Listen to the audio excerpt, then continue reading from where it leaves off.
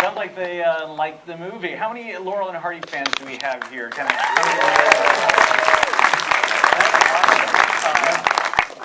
The conventional wisdom, and by conventional I mean like the kind of like the evil studio head sort of like stereotype, is that a movie like this about something that's kind of a little bit farther back in Hollywood history is kind of difficult to get made. Was that your experience?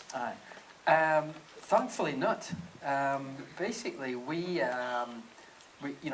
put this package together. The script came through, and we got it in a decent shape. We got these two beautiful gentlemen attached, and we went round the UK sort of studios, and the first one we came to was E1, and it just so happened that the head of the studio at the time, Alex Hamilton, was just the biggest Laurel and Hardy fan.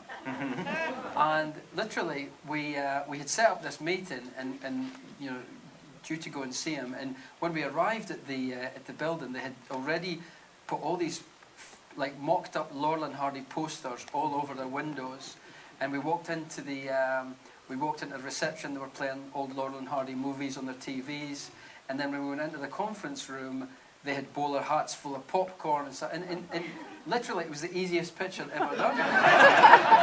It's like they were trying to woo you. Yeah, and I would love to say that it was difficult, and independent film, and it's so tough, and it wasn't at all.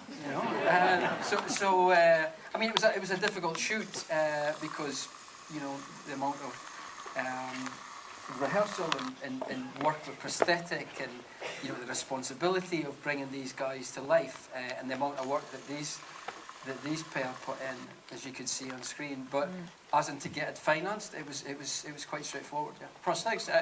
John, I was going to ask you about gaining 200 pounds. Tell us about creating the physicality of these two characters. And prosthetics are kind of at a point now where you can do it kind of as convincingly as this, I guess. But what was that about? I mean, even the... Well, it was really easy, actually. No. Sorry, I was just stealing John's answer. Well, it's interesting. That's normally when you play a character, one of the first times you start to make decisions, or at least discuss some of the different parts of a character, is when you engage about the costumes. But we couldn't engage about the costumes on this movie until we figured out the body of this person, which was a whole other thing. Fitting that and figuring out the shape of him, it was actually a really interesting thing, because if you take the math of his height and his weight, and then you just have that hang on a body with what seems like gravitational forces, it didn't quite look right for some reason. It was sort of like weighing. They made this first prototype, and it felt kind of sad and like dripping to the ground, sort of.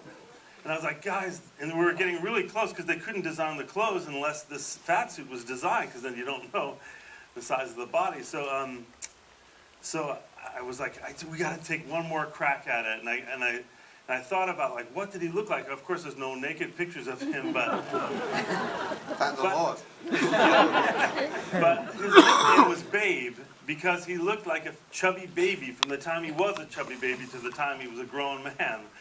And so I thought, Babe, well then, that must be like, and I started looking at pictures of chubby babies online, and started sending chubby babies to Mark Cooley, the makeup designer, and the costume people, and I was like, this is it, this is the shape of his body, because it actually was. His weight was kind of packed on all up high. It wasn't like some giant pendulous belly. It was like, big old pachyderm butt, and, dimples on his elbows, and like, so once we figured that out, that was once that exterior part was done, and that was all done before we started shooting, then my work really began, because that wasn't really my work, that's other people sculpting on top of me, and then the process of finding who he was and why he was the way he was a whole other internal journey. Steve, for you the transformation's more subtle, but there's an actorly transformation going on too. You're kind of finding this. Yeah, I mean, John and I went through similar processes in terms of like trying to find who the guys were. I had a chin and ears and some teeth to push my jaw out, because he has kind of quite a sort of forward, slight sort of underbite kind of jaw, which I don't have. We had the wrong eyes. We were the same height, but John has blue eyes, I have brown eyes, and we had to switch.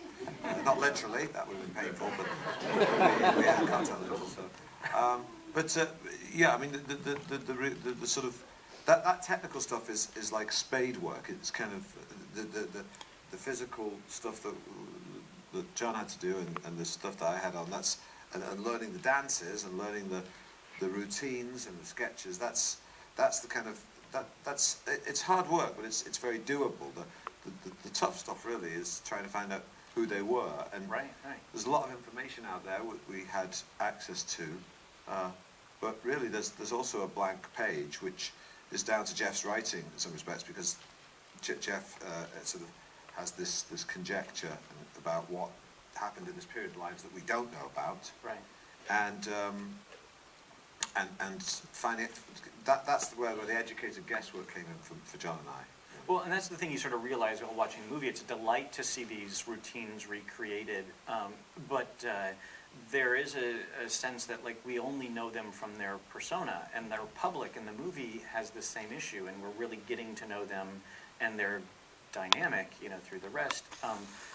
I mean, Jeff, the screenwriter, isn't here with us, but John, can you talk a little bit about maybe your understanding of kind of how much of that is imagination, what the process was, because obviously that informed what everyone here did. Yeah, Jeff is pretty meticulous in his research, because he does a lot of. I mean, he worked with Steve before in Philomena, which was another story adapted from real life, and he does a lot of sort of these TV adaptations of true stories as well. So, and he's got a journalistic background as well, so he puts a lot into the research. So he used this book from the tours by a guy called A.J. Marriott. He spoke to a lot of the people who had actually seen Laurel and Hardy on their tour in the 1950s. We found Stan Laurel's great-granddaughter, Cassidy Cook. We used her for a lot of stuff that wasn't in the public domain. We spoke to the people from Sons of the Desert. There was a huge amount of research done, and Steve always says this, and I will steal it, which is, it's like making a jigsaw, and you have most of the pieces, but some are missing, and that's where you use your artistic license, because you don't know exactly what they would have said to each other, but going by, I mean, there's footage of Lucille talking about Oliver Hardy and what a romantic he was, so you build up these personas and you feed that into the script. But yeah, the basis of it, the foundations of it was, there was a lot of groundwork done for that, and then we just sprinkled on what we thought would be the reality on top of that, given the situation that they were in. Mm-hmm. And for each of you, was there some element of research beyond what was being provided by the screenplay? I mean, what was your sort of... Well, yeah, I mean, these are guys that I've been obsessed with my whole life. Like, people ask me, like, how long have you been aware? Do you remember when you became aware of Laurel and Hardy? And I think I've been aware of Laurel and Hardy as long as I've been aware. It's almost like from the moment I saw them, they were like Salt and Pepper, or Light and Shadow, Stan and Ollie. They were just this eternal, universal thing. So they're people that I've thought about a lot. But that said, I was really shocked to learn some of the details of their life behind the scenes, as I'm sure some of you were. Even if you're a huge fan of Laurel and Hardy, like when I was a kid, I used to think when they did their movies, then they would go home together and then do dinner together and leave together. That's how powerful that partnership was and how powerful that chemistry was. So, yeah, it was a lifetime of research, and then a really specific, concentrated period when Steve and I started to get together and really obsessively watch these things together, go over the dances and the songs, and create these. We created some of the routines. We went on a sort of a journey together with John S. at the up front with the map, and I'm trying to make this metaphor work, but it was like climbing a mountain really, and we just made sure we had the best equipment, and really we were very lucky that we had a 4-week rehearsal period. It was sort of 3.5 weeks, and we rehearsed the dance routines and the sketches, and it worked in a number of ways. One, it allowed John and I to get to know each other well and learn to trust each other and develop a rapport that was crucial for having a nice time working with each other and making the relationship work on screen. And the other thing was we got to experience what Stan and Ollie would have experienced when they rehearsed, because they would have had to rehearse these dance numbers, they would have had to rehearse these routines themselves. So it was a little a bit of research in that respect. So we got a feeling for that, and also it meant that we were on top of the work as well. When we came to shoot it. There was one thing to add to what Steve said. Steve, you know, had this recording of people. Stan Laurel used to be in the phone book. Yeah, he lived in Santa Monica, and he used to be in the phone book, and people used to phone him up. Just randomly and have conversations with him, and there are these conversations, and they used to record them as well.